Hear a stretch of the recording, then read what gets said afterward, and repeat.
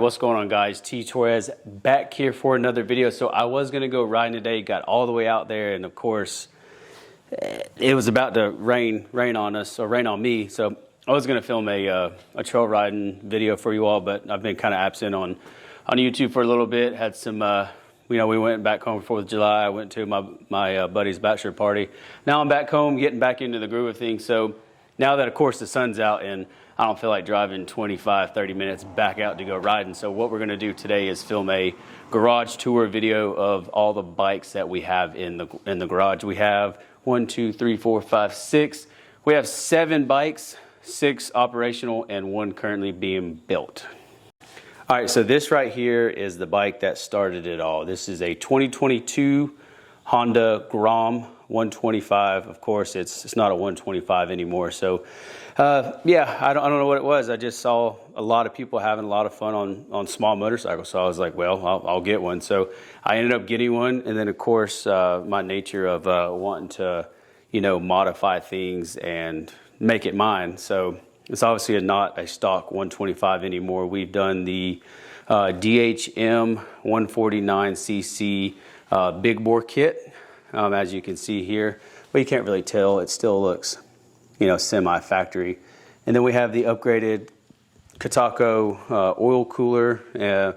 We've got the Yoshimura, can't remember if it's the RS3 or RS9 exhaust. We have the Hyper Pro rear shock, Hyper Pro progressive front springs. We've got the Pro Taper KLX 110 bars. I got those from Man in the Box, aftermarket grips, mirrors.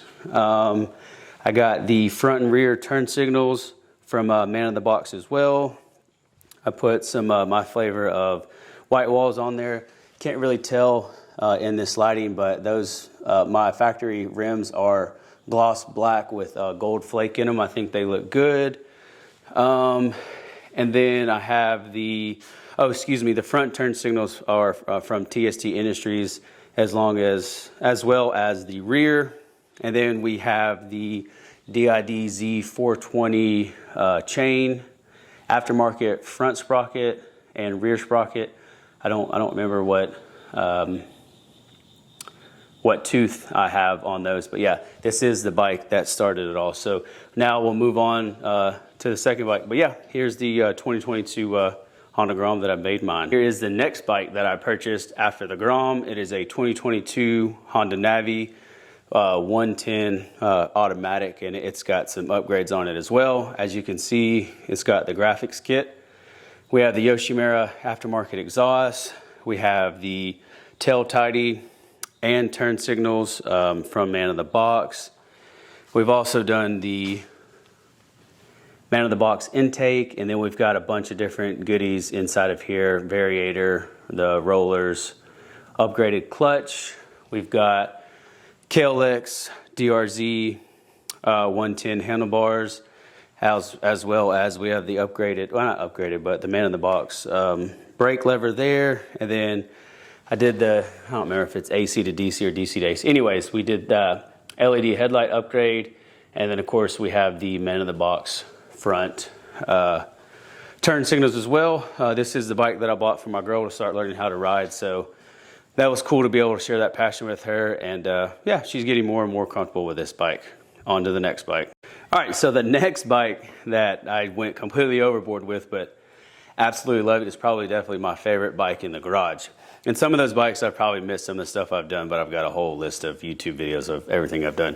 So here you have it, 2022 bone stock Honda Monkey. No, I'm just kidding. I've got the Wayne Strickland special from the Speed Shop. We did the 181 Neo kit with a port and polished head, Katako oil cooler, steel braided brake lines, and then a beautiful, gosh, I love that, beautiful titanium over racing exhaust, TB parts, rear shocks, Olin's front fork, progressive front forks in the front. We have the Man in the Box rear turn signals with their tail tidy, and we're rocking the Rizoma front and rear turn signals. This bike is an absolute blast to drive. We have the Zeta foldable levers. I've got mobbers coming for it. I'm excited to take that on the trail. Powder coated headlight bezel.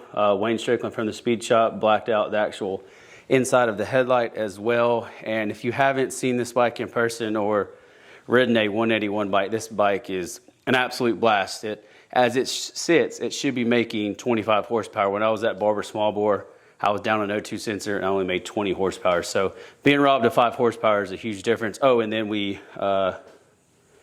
matte black front and rear fenders, and then a G-Craft seat, upgraded starter, upgraded battery. I mean, if it could be done to this bike, it's done besides the rear swing arm. Other than that, this bike is ready to ride and it is an absolute blast. On to the next bike. All right, next up we have a 2013 Victory Highball, 106 cubic inches. It's almost at 1800 cc's, like 1756. But anyways, this is pretty much a bone stock bike. It's got aftermarket exhaust, got some speakers on it, aftermarket saddlebags. This is a great bike cruising to and from work. I can throw my laptop in it.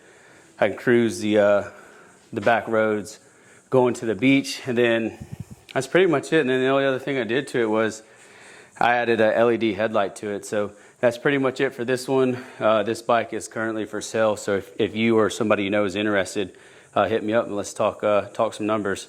On to the next bike. All right, next up on the list is the 2023 Honda Trail 125. This is the newest bike we've added to the fleet. It's got a few modifications to it. We did the over racing rear shocks that I absolutely love. We did the YSS progressive front forks.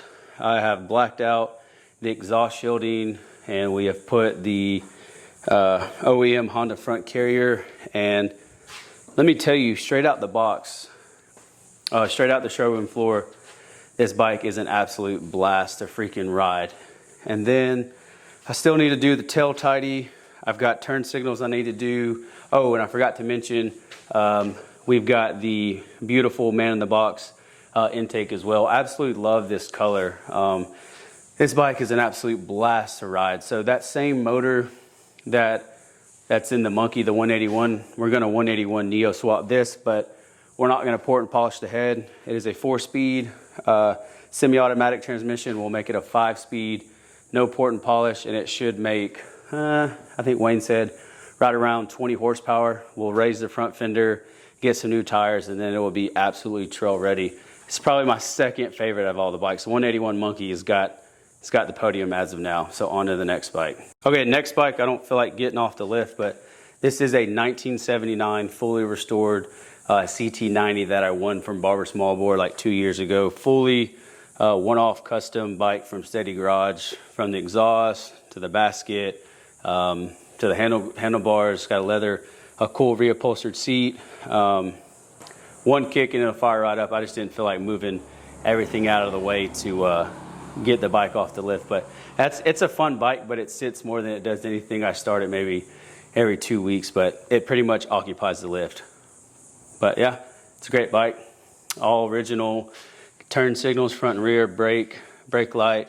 It's got the factory gas tank on the side.